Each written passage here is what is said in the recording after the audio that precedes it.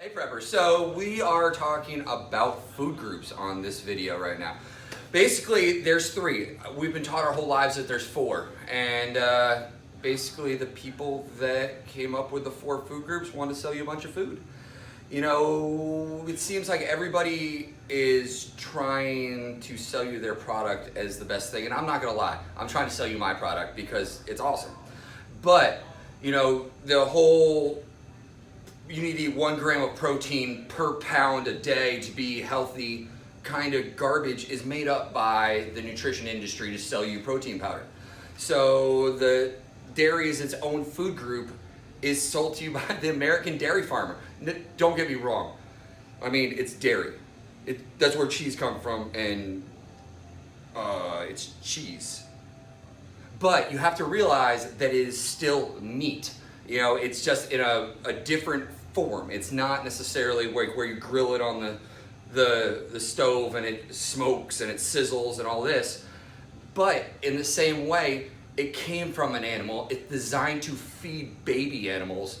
You know, it's going to have a definite very strong reaction in our body. You know, you have to think cow's milk is designed to make a calf go from, I don't know, 40 or 50 pounds to 800 pounds as quickly as possible. Granted, I know I'm not a dairy farmer and there's weaning ages and it's not completely accurate, but I'm making gross generalizations in general just so it's simple for people. You know, cow's milk is designed to make a cow become huge, but it will react with our pituitary system in the same way. It creates human-like growth hormone in our bodies. And so, like, you'll notice an old bodybuilder saying, drink a gallon of milk a day, bro. That's how you grow. And that's the truth, because it will create a almost steroid-like hormone in our body, and we affect it. You know, it affects us in the same way. I notice it personally when I eat a lot of dairy, that my joints feel stiff, that my hands feel like I'm wearing gloves. You know, and that's because I don't eat a lot of dairy. And so when I reintroduce that hormone to my body, I react really strongly. And it's just a personal thing. I don't, you know, it seems like different cultures throughout history have evolved to eat different things. And so, not saying, you know, anything about any particular culture, but you need to know how your food's gonna react with your body. Pay attention. You know, if you are eating just a huge bunch of junk, you're gonna get a bunch of junk. But once you get cleaned out and your body has become accustomed to eating real food, you'll become super sensitive to it. And so, like, now I know at night when I eat a lot of carbs, I snore.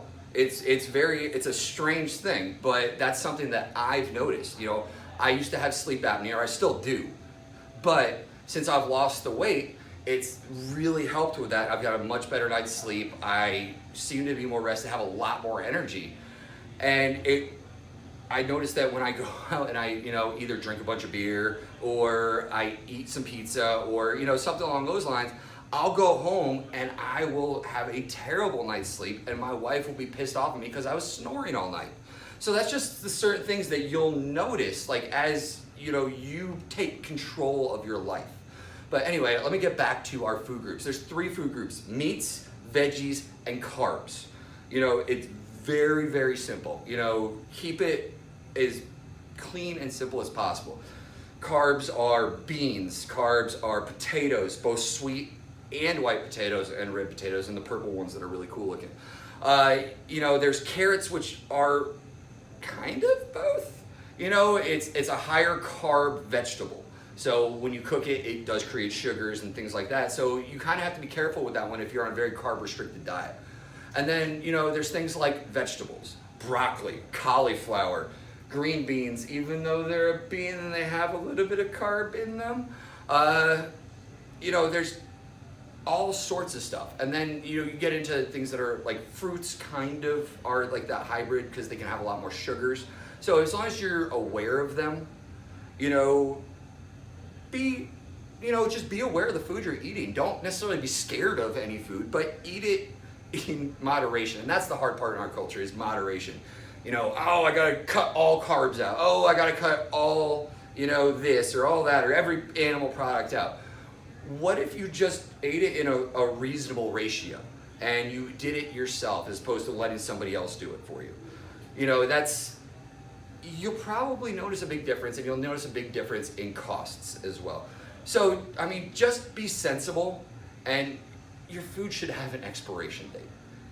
Just keep that in mind. Like, food that doesn't go bad more than likely is not gonna help you on your journey to be healthy.